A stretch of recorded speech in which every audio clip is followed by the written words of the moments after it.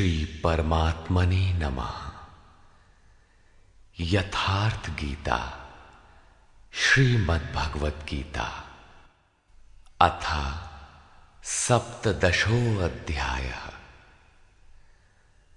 अध्याय 16 के अंत में योगेश्वर श्री कृष्ण ने स्पष्ट कहा कि काम, क्रोध और लोभ के त्यागने पर ही कर्म आरंभ होता है, जिसे मैंने बार बार कहा है।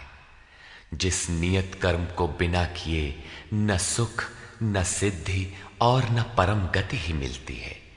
इसलिए अब तुम्हारे लिए कर्तव्य और अकर्तव्य की व्यवस्था में कि क्या करूं क्या न करूं, इसके संबंध में शास्त्र ही प्रमाण है, कोई अन्य शास्त्र नहीं, बल्कि इति गुह्यतमं शास्त्रमिदम्। गीता स्वयं शास्त्र है। अन्य शास्त्र भी हैं, किंतु यहां इसी गीता शास्त्र पर दृष्टि रखें, दूसरा न ढूंढने लगे। दूसरी जगह ढूंढेंगे तो ये क्रमबद्धता नहीं मिलेगी, अतः भटक जाएंगे। इस पर अर्जुन ने प्रश्न किया। अर्जुन उवाच।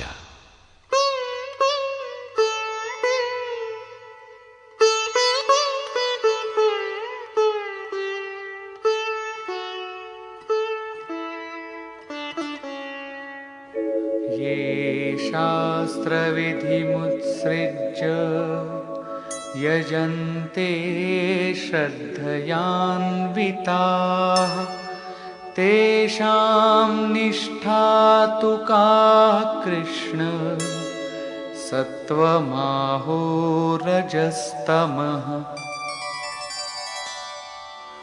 हे श्री कृष्ण, जो मनुष्य शास्त्र विधि को छोड़कर श्रद्धा सहित यजन करते हैं, उनकी गति कौन सी है? सात्विकी है, राजसी है अथवा तामसी है? यजन में देवता, यक्ष, भूत इत्यादि सभी आ जाते हैं। श्री भगवान वाच।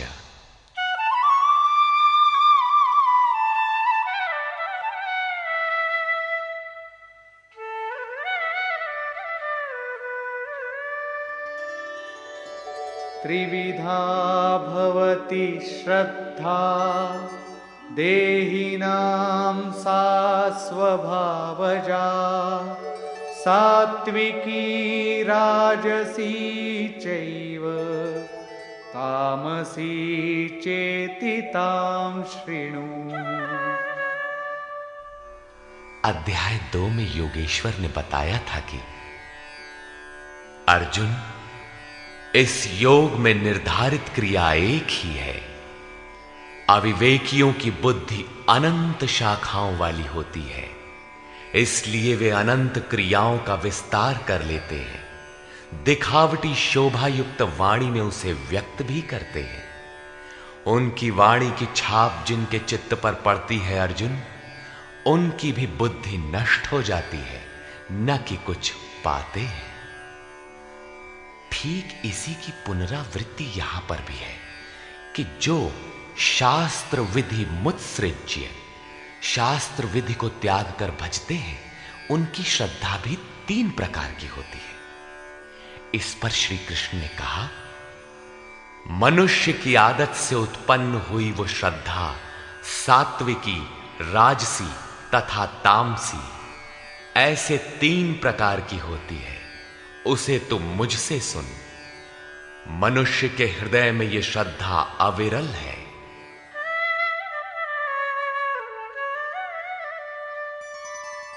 सत्त्वानुरूपा सर्वस्य श्रद्धा भवति भारत श्रद्धामयोऽयं पुरुषो यो यच्छ्रद्धः स एव सः।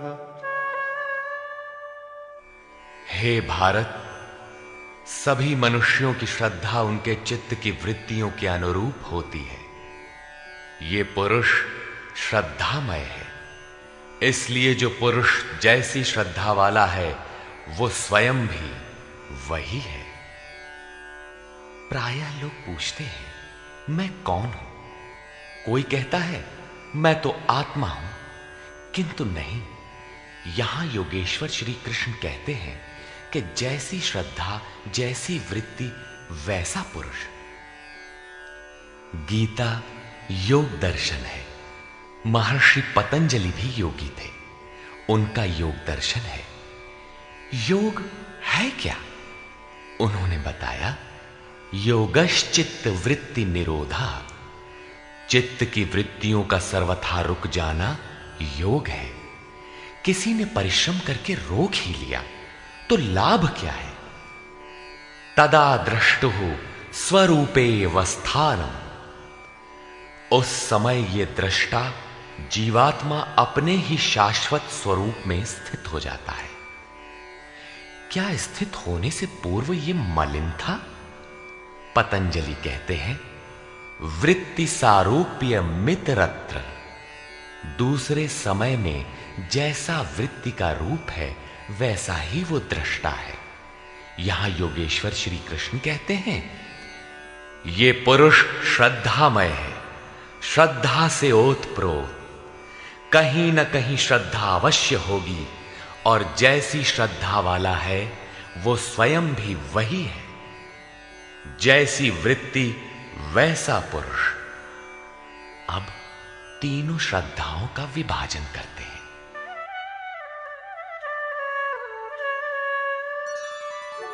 यजन्ते सात्विका देवान् यक्षरक्षांसि राजसाः प्रेतान् भूतगणांश्चान्ये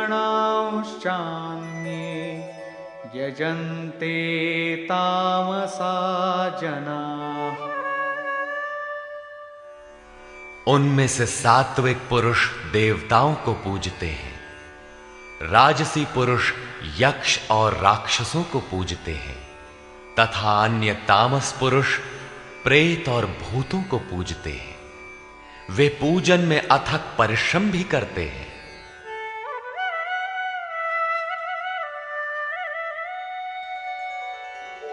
अशास्त्र विहितं घोरं तप्यन्ते ये तपो जनाः दम्भाहंकार संयुक्ताः कामरागबलान्विताः।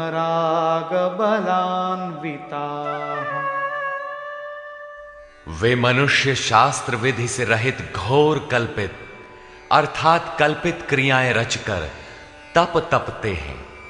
दंभ और अहंकार से युक्त, कामना और आसक्ति के बल से बंधे हुए, कर्षयन्तः शरीरस्थं भूतग्राममचेतसः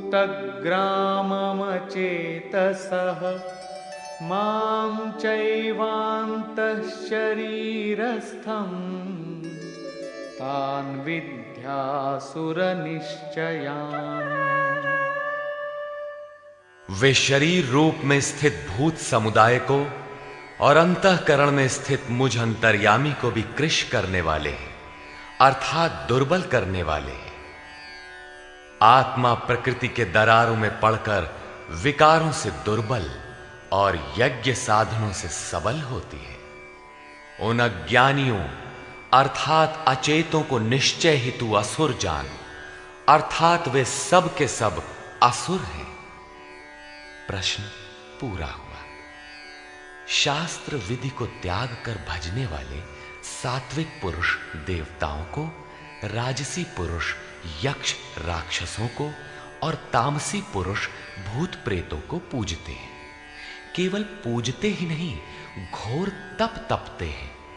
किंतु अर्जुन, शरीर रूप से भूतों को और अंतर्यामी रूप से स्थित मुझ परमात्मा को दुर्बल करने वाले हैं, मुझसे दूरी पैदा करते हैं, न कि भजते हैं।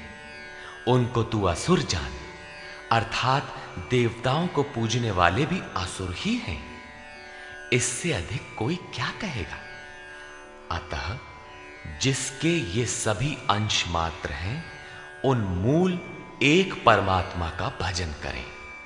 इस पर परम योगेश्वर श्री कृष्ण ने बारंबार बल दिया है।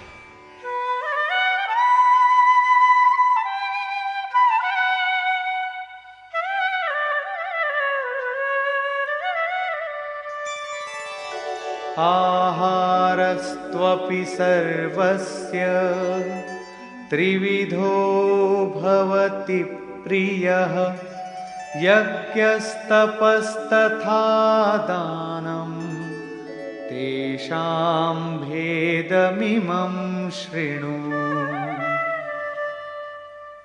अर्जुन, जैसे श्रद्धा 3 प्रकार की होती है, वैसे ही सबको अपनी अपनी प्रकृति के अनुसार भोजन भी 3 प्रकार का प्रिय होता है, और वैसे ही यज्ञ, तप और दान भी 3-3 प्रकार के होते हैं।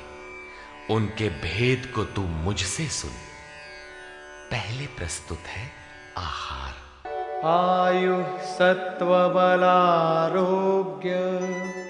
सुख प्रीति विवर्धनाः रस्या स्निग्धा स्थिरा हृद्या आहारा सात्विक प्रिया। आयु, बुद्धि, बल, आरोग्य, सुख और प्रीति को बढ़ाने वाले, रस युक्त चिकने और स्थिर रहने वाले तथा स्वभाव से ही हृदय को प्रिय लगने वाले भोज्य पदार्थ सात्विक पुरुष को प्रिय होते हैं। योगेश्वर श्री कृष्ण के अनुसार स्वभाव से हृदय को प्रिय लगने वाला, बल, आरोग्य, बुद्धि और आयु बढ़ाने वाला भोज्य पदार्थ ही सात्विक है। जो भोज्य पदार्थ सात्विक है, वही सात्विक मनुष्य को प्रिय होता है। कट्वं ललवणात्युष्ण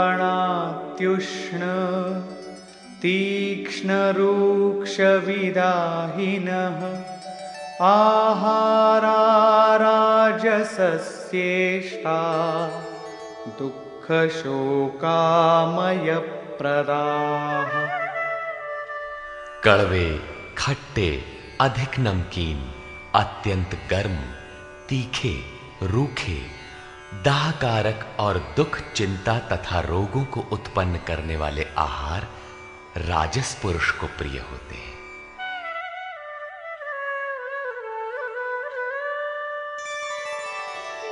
यातयामं गतरसं पूतिपर्युषितं च यत् उच्छिष्टमपि चामेध्यं भोजनं तामसप्रियम्।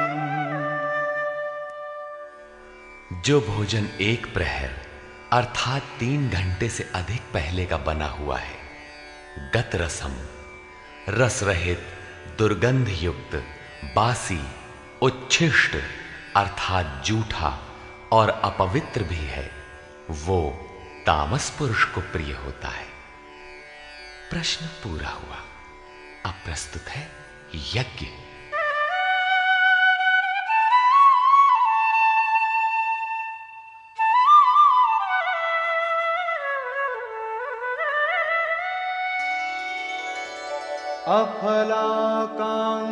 अफलाकांक्षिभिर्यज्ञो विधिदृष्टो य ईज्यते यष्टव्यमेवेति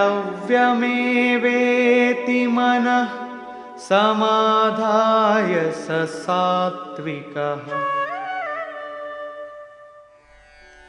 जो यज्ञ विधि दृष्ट शास्त्र विधि से निर्धारित किया गया है, जैसा पीछे अध्याय 3 में यज्ञ का नाम लिया, अध्याय 4 में यज्ञ का स्वरूप बताया कि बहुत से योगी प्राण को अपान में, अपान को प्राण में हवन करते हैं।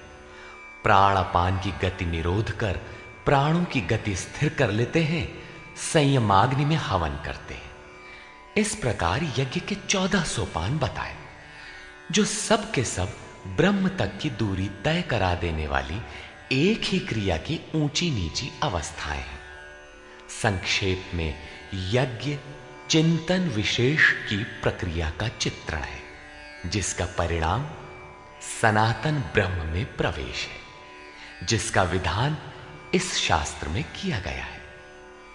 उसी शास्त्र विधान पर पुनः बल देते हैं कि अर्जुन, शास्त्र विधि से नियत किए हुए जिसे करना ही कर्तव्य है, तथा जो मन का निरोध करने वाला है, जो फल को न चाहने वाले पुरुषों द्वारा किया जाता है, वो यज्ञ सात्विक है।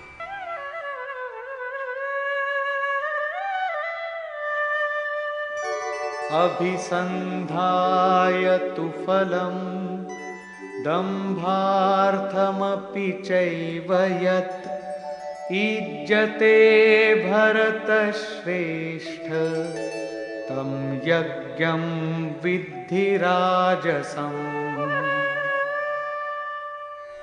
हे अर्जुन, जो यज्ञ केवल दंभाचरण के लिए ही हो या फल को उद्देश्य बनाकर किया जाता हो, उसे राजस यज्ञ जान। ये कर्ता यज्ञ की विधि जानता है, किंतु दंभाचरण या फल को उद्देश्य बनाकर करता है कि अमुक वस्तु मिलेगी तथा लोग देखें कि यज्ञ करता है, प्रशंसा करेंगे। ऐसा यज्ञ करता वस्तुतः राजसी है। अब तामस यज्ञ का स्वरूप बताते हैं।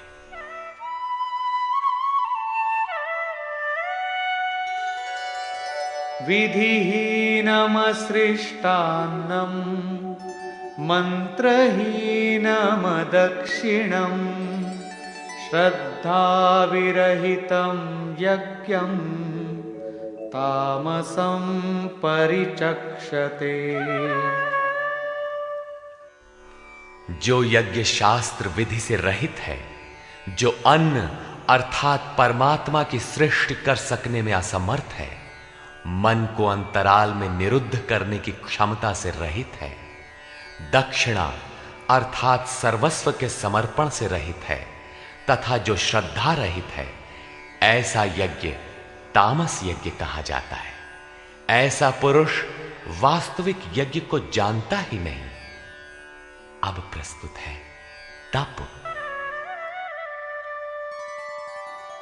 देवद्विज गुरु प्राज्ञ पूजनं शौचमार्जवम् ब्रह्मचर्यमहिंसा च शारीरं तप उच्यते। परम देव परमात्मा द्वैत पर जय प्राप्त करने वाले द्विज, सद्गुरु और ज्ञानी जनों का पूजन, पवित्रता, सरलता, ब्रह्मचर्य तथा अहिंसा शरीर संबंधी तप कहा जाता है। शरीर सदैव वासनाओं की ओर बहकता है, इसे अंतःकरण की उपर्युक्त वृत्तियों के अनुरूप तपाना शारीरिक तप है।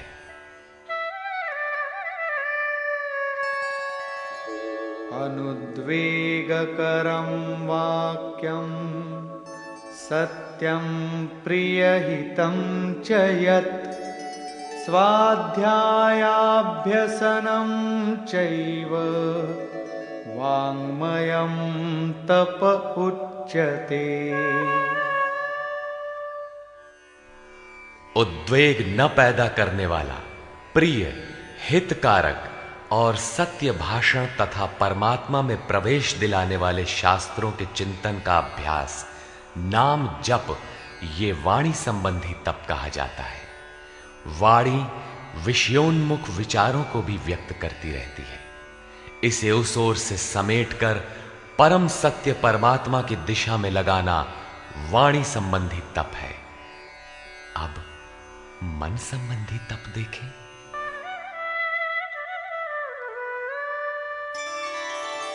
मनः प्रसादः सौम्यत्वं मौनमात्मविनिग्रहः भावसंशुद्धिरित्येतत् तपो मानसमुच्यते।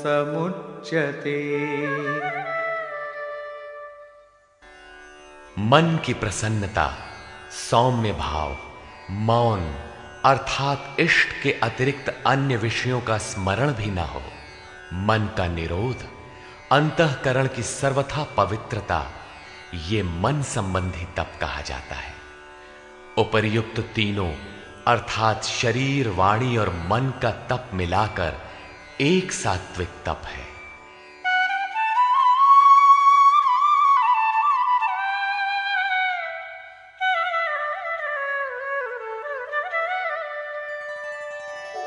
श्रद्धया परया तप्तं तपस्तत्त्रिविधं नरैः अफलाकाङ्क्षिभिर्युक्तैः सात्विकं परिचक्षते। फल को न चाहते हुए अर्थात निष्काम कर्म से युक्त पुरुषों द्वारा परम श्रद्धा से किए हुए उपर्युक्त तीनों तपों को मिलाकर सात्विक तप कहते हैं। अब प्रस्तुत है राजस तप।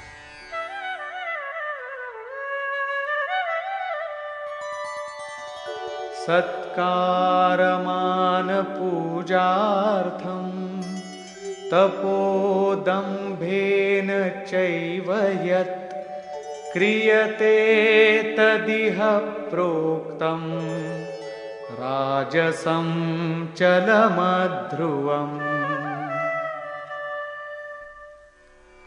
जो तप सत्कार, मान और पूजा के लिए अथवा केवल पाखंड से ही किया जाता है, वो अनिश्चित एवं चंचल फल वाला तप राजस कहा गया है।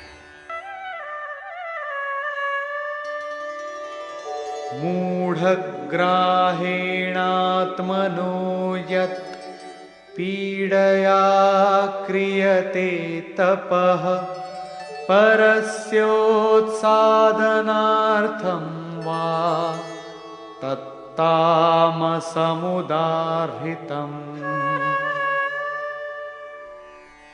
जो तप मूर्खता पूर्वक हठ से मन, वाणी और शरीर की पीड़ा सहित अथवा दूसरे का अनिष्ट करने के लिए बदले की भावना से किया जाता है, वो तप तामस कहा गया है।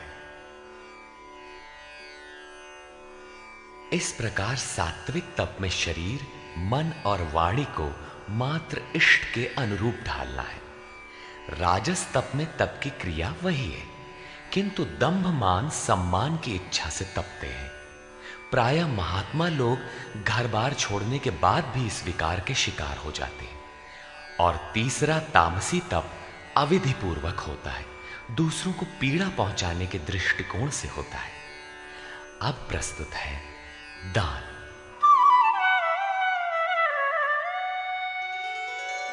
दातव्यमिति यद्दानं दीयतेऽनुपकारिणे देशे काले च पात्रे च तद्दानं सात्विकं स्मृतम्।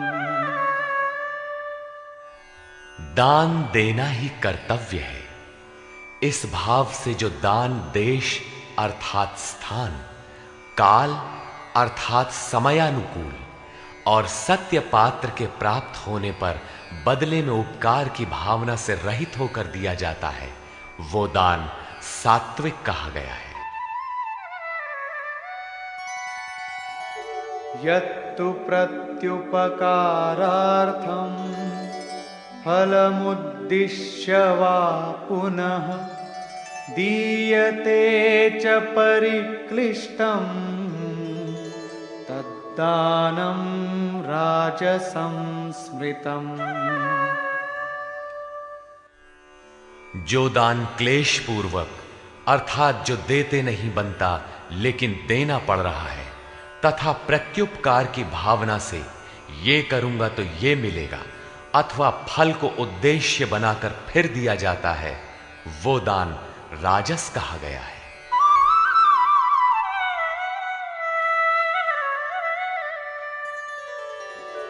आदेश काले यद्दानम् अपात्रेभ्यश्च दीयते असत्कृतमवज्ञातं तत्तामसमुदाहृतम्।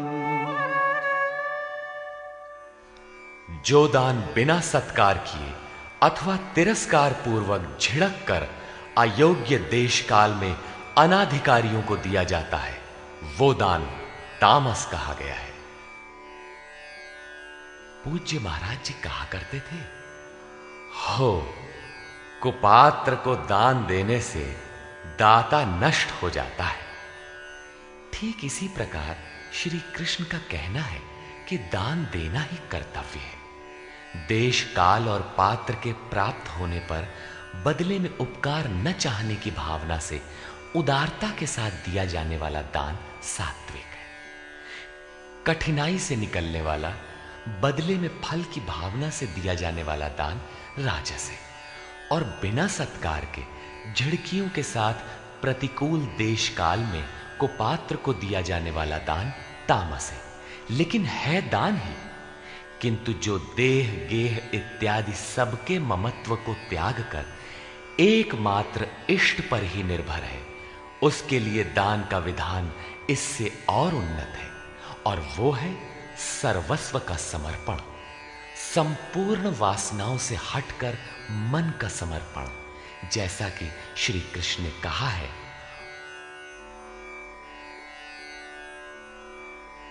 मय्येव मन आधत्स्व अतः दान नितांत आवश्यक है। अब प्रस्तुत है ओम तत् और सत का स्वरूप।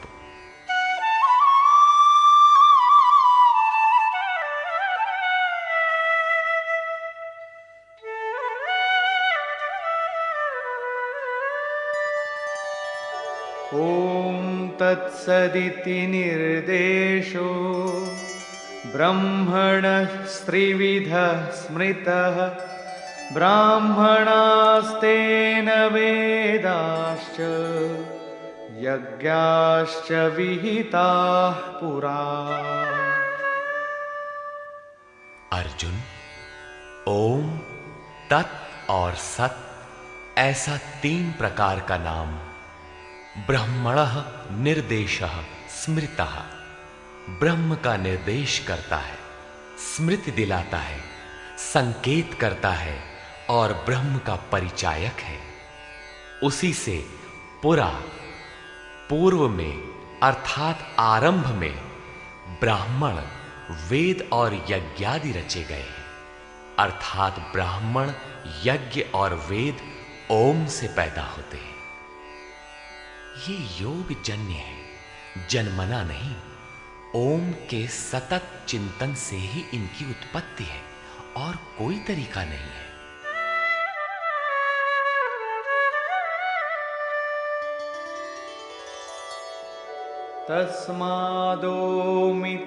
तस्मादोमित्युदाहृत्य यज्ञदान तपः क्रियाः प्रवर्तन्ते विधानोक्ता सततं ब्रह्मवादिनाम्।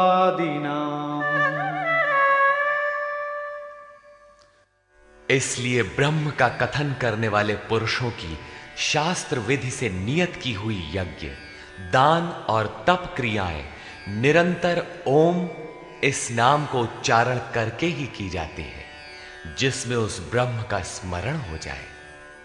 अब तत् शब्द का प्रयोग बताते हैं।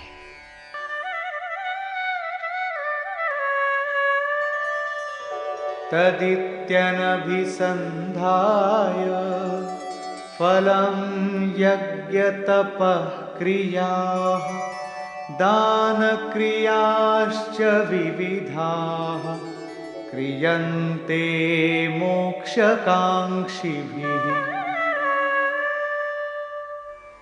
तत् अर्थात वो, अर्थात परमात्मा ही सर्वत्र है। इस भाव से फल को न चाहकर शास्त्र द्वारा निर्दिष्ट नाना प्रकार की यज्ञ, तप और दान की क्रियाएं परम कल्याण की इच्छा करने वाले पुरुषों द्वारा की जाती है। तत् शब्द परमात्मा के प्रति समर्पण सूचक है, अर्थात जब तो ओम का कीजिए, यज्ञ दान और तप की क्रियाएं उस पर निर्भर होकर करें। अब सत के प्रयोग का स्थल बताते हैं।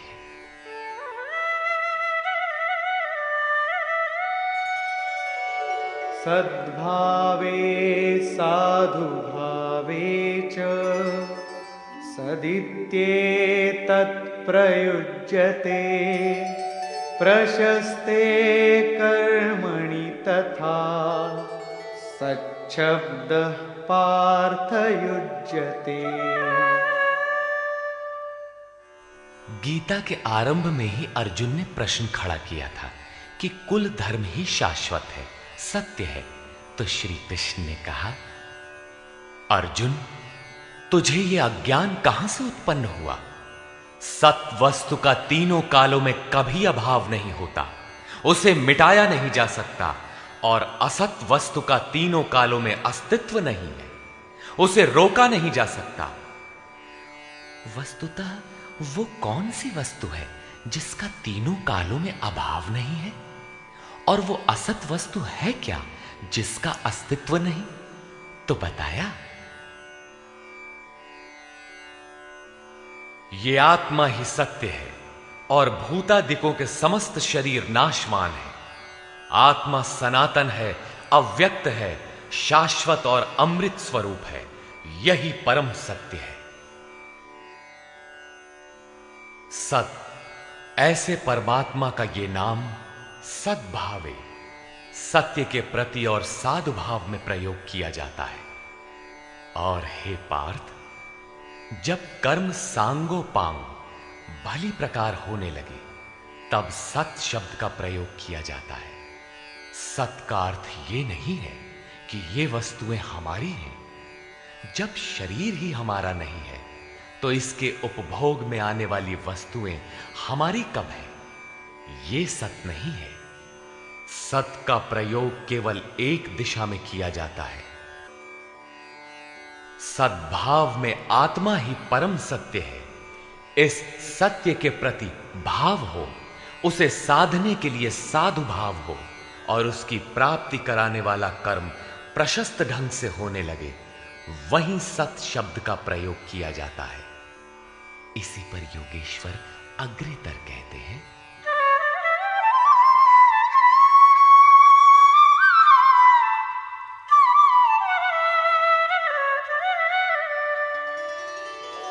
यज्ञे तपसि दाने च स्थितिः सदिति चोच्यते। कर्म चैव तदर्थीयं सदित्येवाभिधीयते।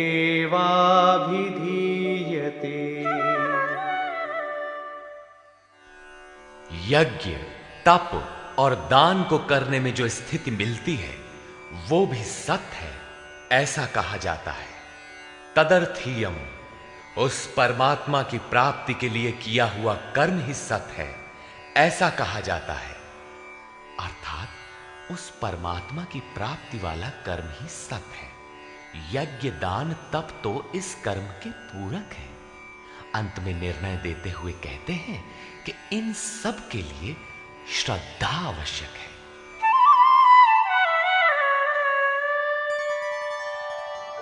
अश्रद्धया हुतं दत्तं तपस्तप्तं कृतं च यत् असदित्युच्यते पार्थ न च तत्प्रेत्य नो इह। हे पार्थ, बिना श्रद्धा के किया हुआ हवन, दिया हुआ दान, तपा हुआ तप और जो कुछ भी किया हुआ कर्म है, वो सब असत है, ऐसा कहा जाता है। वो ना तो इस लोक में और न परलोक में ही लाभदायक है। अतः समर्पण के साथ श्रद्धा नितांत आवश्यक है। निष्कर्ष, परम देव परमात्मा में प्रवेश दिलाने वाली सारी योग्यताएं जिनमें हैं, उन प्राज्ञ सद्गुरु की अर्चना, सेवा और अंतःकरण से अहिंसा, ब्रह्मचर्य और पवित्रता के अनुरूप शरीर को तपाना शरीर का तप है। सत्य, प्रिय और हितकर बोलना वाणी का तप है। और मन को कर्म में प्रवृत्त रखना, इष्ट के अतिरिक्त विषयों के चिंतन में मन को मौन रखना मन संबंधी तप है। मन, वाणी और शरीर तीनों मिलाकर इस ओर तपाना सात्विक तप है। राजसी तप में कामनाओं के साथ उसी को किया जाता है, जबकि तामसी तप शास्त्र विधि से रहित स्वेच्छाचार है। कर्तव्य मानकर देश, काल और पात्र का विचार करके श्रद्धापूर्वक दिया गया दान सात्विक है। किसी लाभ के लोभ में कठिनाई से दिया जाने वाला दान राजसी है और झिड़क कर कुपात्र को दिया जाने वाला दान तामसी है। ओम तत् और सत का स्वरूप बताते हुए योगेश्वर श्री कृष्ण ने कहा कि ये नाम परमात्मा की स्मृति दिलाते हैं। शास्त्र विधि से निर्धारित तप, दान और यज्ञ आरंभ करने में ओम का प्रयोग होता है और पूर्ति में ही ओम पिंड छोड़ता है। तत् का अर्थ है वो परमात्मा, उसके प्रति समर्पित होकर ही वो कर्म होता है और जब कर्म धारावाही होने लगे तब सत का प्रयोग होता है। भजन ही सत है। सत के प्रति भाव और साधु भाव में ही सत का प्रयोग किया जाता है। परमात्मा की प्राप्ति करा देने वाले कर्म, यज्ञ, दान और तप के परिणाम में भी सत का प्रयोग है और परमात्मा में प्रवेश दिला देने वाला कर्म निश्चय पूर्वक सत है। किंतु इन सब के साथ श्रद्धा आवश्यक है। श्रद्धा से रहित होकर किया हुआ कर्म, दिया हुआ दान, तपा हुआ तप न इस जन्म में लाभकारी है न अगले जन्मों में ही। श्रद्धा अपरिहार्य है।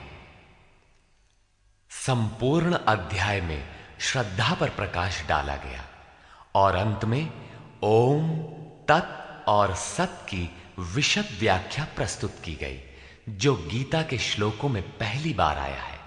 अतः ओम तत्सदिति श्रीमद् भगवद गीता सूपनिषत्सु ब्रह्म विद्यायाम योग शास्त्रे श्री कृष्ण अर्जुन संवादे ओम तत्सत् श्रद्धात्रय विभाग योगो नाम सप्तदशो अध्याय।